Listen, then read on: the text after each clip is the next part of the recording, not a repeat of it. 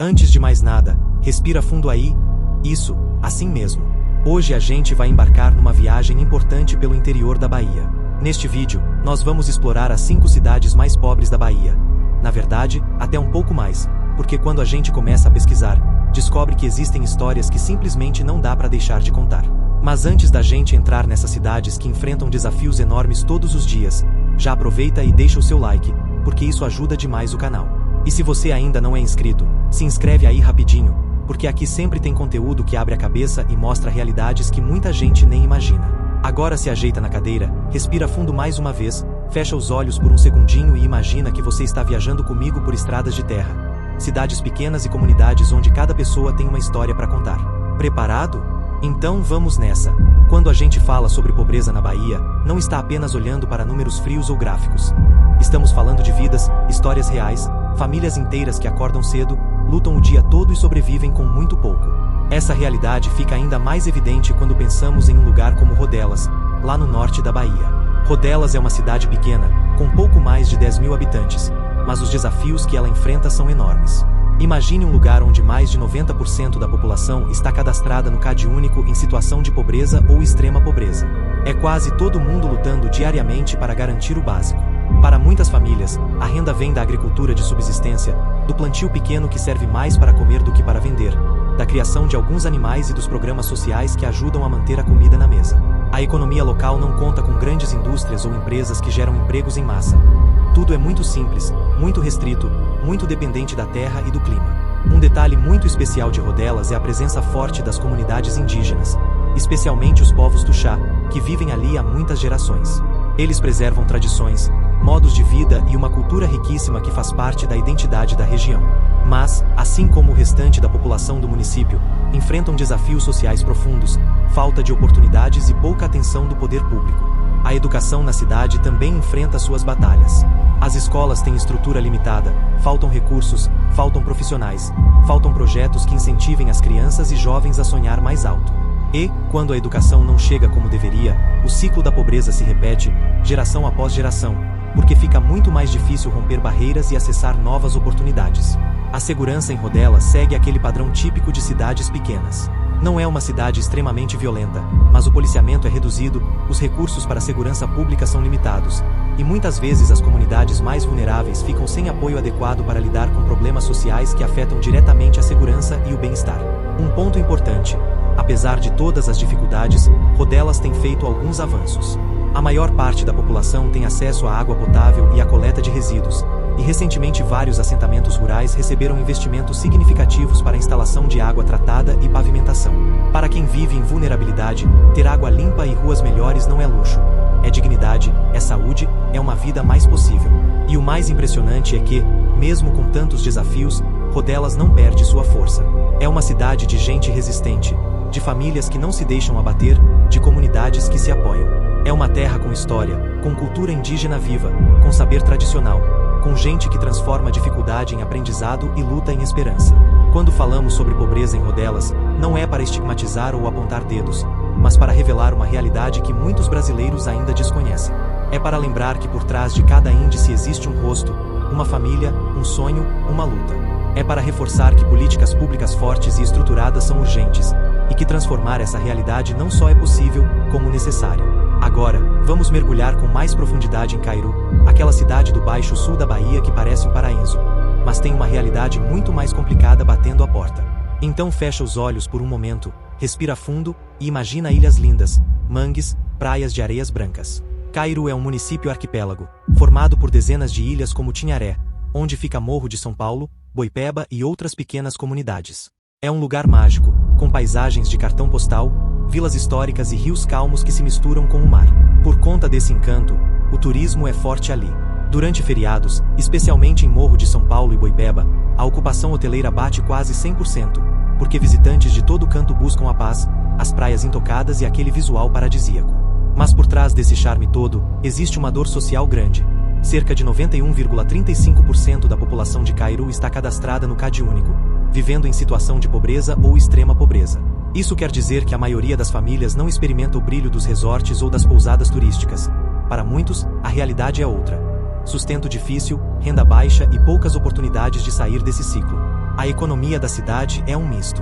Por um lado, o turismo traz bastante movimentação, mas esse dinheiro nem sempre cai no chão. Grande parte das famílias locais não trabalha diretamente em luxos turísticos, ou quando trabalha, o ganha-pão vem de atividades mais simples, menos lucrativas.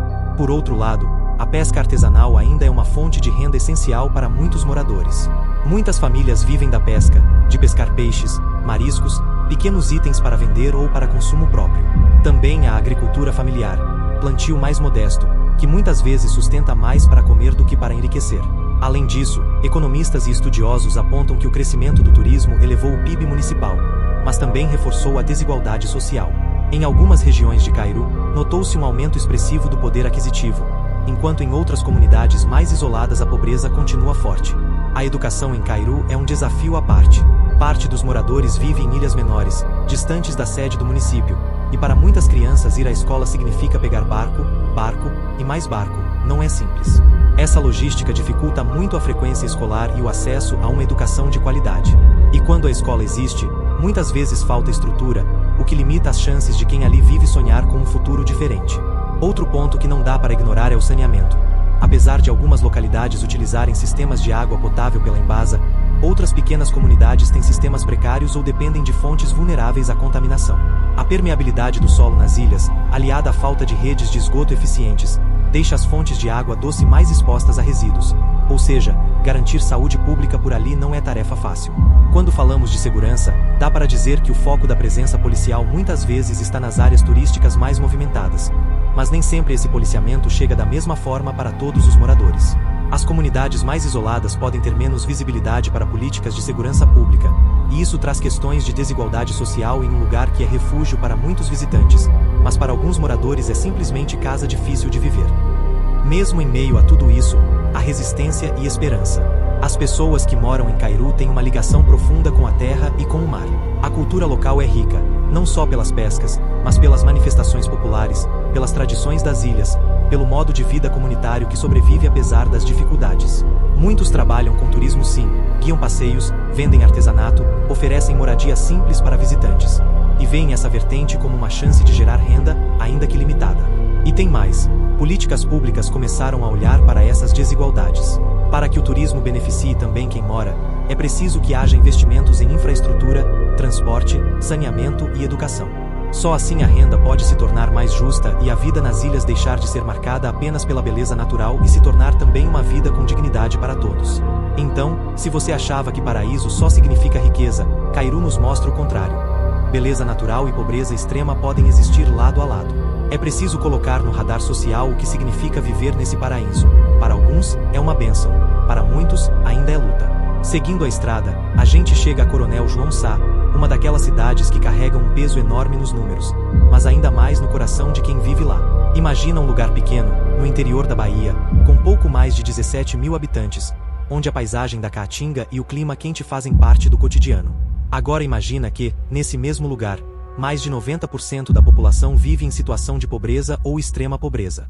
É quase todo mundo enfrentando a vida com muito pouco, tentando fazer render o que mal dá para o básico. A cidade é conhecida por enfrentar índices muito altos de vulnerabilidade social. A economia gira quase totalmente em torno da agricultura familiar, aquela plantação de milho, feijão, mandioca e algumas frutas, onde a maior parte da produção serve para sustento próprio. O que sobra vira renda complementar, vendida em pequenas feiras ou mercadinhos locais. Pequenos comércios e serviços simples também vão ajudando a movimentar a economia, mas nada que garanta estabilidade para a maioria das famílias. Indústrias grandes, empregos formais e oportunidades amplas praticamente não existem por ali. A verdade é que Coronel João Sá é um município de raízes rurais muito fortes. Por isso, quando a chuva não vem, e naquela região semiárida, isso acontece com frequência, a agricultura sofre, e com ela sofre também a renda das famílias. E ainda tem outro ponto. Historicamente, a cidade já viveu situações complicadas com enchentes após problemas em barragens da região, o que agravou ainda mais as dificuldades das comunidades mais vulneráveis. É uma terra onde os desafios naturais e sociais andam lado a lado. Mesmo com toda essa realidade dura, a cidade tem buscado crescer. Nos últimos anos, muitas obras começaram a transformar o cenário local. Ruas foram pavimentadas, quase a cidade inteira já tem calçamento, e novos equipamentos públicos estão sendo construídos, como escolas, quadras esportivas e unidades de saúde. Para um município pequeno, isso representa um avanço enorme, porque infraestrutura é o primeiro passo para melhorar a vida das pessoas. Falando em educação, Coronel João Sá carrega um histórico complicado. Durante muito tempo, a cidade teve índices de analfabetismo altíssimos, chegando a mais da metade da população sem saber ler nem escrever. Isso limita tudo: trabalho, renda, acesso à informação e até a capacidade de cobrar direitos. Nos últimos anos, novos programas de alfabetização e escolas mais modernas começaram a fazer diferença, ajudando jovens e adultos a escreverem um futuro diferente. Na segurança pública, a cidade segue o padrão típico do interior: policiamento reduzido, estrutura limitada e poucos recursos. Não é que a violência seja tão grande, mas a vulnerabilidade social coloca muitos moradores em situações de risco e deixa a comunidade mais exposta a problemas sociais. Ainda assim, Coronel João Sá é um lugar onde vizinhos se conhecem, se ajudam e mantém aquele senso de união bem forte. Um detalhe importante é o movimento dos jovens. Por falta de oportunidades, muitos acabam deixando a cidade e indo tentar a vida em estados maiores, como São Paulo, Goiás ou Brasília. Isso mexe com a identidade local, porque muita gente cresce, sonha, mas percebe que para melhorar precisa partir. Quem fica continua lutando com dignidade, cuidando da terra, criando os filhos e acreditando que o amanhã pode ser diferente. Apesar dos desafios, a cidade tem surpreendido quando o assunto é investimento público. Ela já apareceu entre as cidades baianas com melhores índices de investimento, ou seja, mesmo com poucos recursos, consegue direcionar dinheiro para obras, projetos e melhorias reais. E isso faz diferença, porque cada escola nova, cada rua pavimentada, cada casa popular ajuda uma família a viver com mais dignidade. Inclusive, novas unidades habitacionais foram anunciadas para famílias de baixa renda. Para quem vive em vulnerabilidade, uma casa não é só um teto, é estabilidade, segurança, é a chance de construir um futuro mais sólido. A geografia da cidade, marcada pela caatinga, pelo solo seco e pelo clima semiárido, mostra o quanto a vida ali é desafiadora. Mas também revela uma força enorme. Coronel João Sá é uma cidade de gente resistente, de agricultores que continuam plantando mesmo com a seca, de pais e mães que fazem o possível para garantir que os filhos estudem, de comunidades que, mesmo com dificuldade, se mantêm unidas. Quando a gente olha para Coronel João Sá, não vê apenas pobreza, vê resistência, esperança e uma luta diária por dignidade. Vê um povo que não desiste. Vê um lugar que está tentando crescer, mesmo contra todas as dificuldades. E vê também como políticas públicas bem direcionadas podem transformar realidades, mesmo quando o cenário parece difícil. Guaratinga, na Costa do Descobrimento, também aparece em listas como uma das cidades mais pobres da região. A economia é frágil, sem grandes empresas e com forte dependência do trabalho informal e da agricultura. Muitas famílias vivem sem saneamento adequado, sem acesso fácil a serviços básicos de saúde e educação. As escolas fazem o possível, mas enfrentam os problemas comuns aos municípios vulneráveis: poucos recursos, muita necessidade e longas distâncias para os alunos. A segurança é simples, com um policiamento básico, sem grandes estruturas. Mesmo com tantos desafios, Guaratinga tem um povo trabalhador, que vive entre plantações, pequenos comércios e atividades rurais que sustentam a economia local. Mais para cima no mapa, encontramos Lapão, que fica no centro-norte da Bahia. Apesar de ser pequena, a cidade tem um ponto positivo na economia: a agricultura irrigada, que destaca Lapão na produção de cenoura, mamona e outras hortaliças. Mas mesmo com essas atividades, a riqueza não alcança todas as famílias. A maioria dos agricultores trabalha em pequenas propriedades, sem grandes lucros. O trabalho informal é muito presente, assim como a dependência de programas sociais. A educação sofre com as limitações comuns de cidades pequenas, e muitos jovens deixam Lapão para estudar em cidades maiores. A segurança é tranquila, mas, ao mesmo tempo, limitada pela falta de estrutura especializada. E por fim, chegamos a Antônio Cardoso, uma cidade que também aparece nos rankings de pobreza da Bahia. Quase 90% dos moradores vivem em situação de pobreza ou extrema pobreza. A economia é simples, baseada no pequeno comércio, na agricultura familiar e em serviços locais que pagam pouco. Como nas outras cidades, não existem grandes empresas oferecendo emprego. A educação tenta acompanhar, mas sofre com a falta de estrutura e investimento. A segurança pública é básica, com apoio das forças policiais do Estado, mas com pouca estrutura. Muitas famílias dependem do pequeno plantio, dos programas sociais e do trabalho informal para sobreviver. Essas cidades representam uma parte da Bahia que nem sempre aparece nos cartões postais. São lugares onde a luta diária é real, onde a força do povo é admirável, mas onde a ausência de investimentos e oportunidades pesa muito. Ao mesmo tempo, cada uma delas carrega histórias bonitas, tradições fortes e uma resistência que impressiona.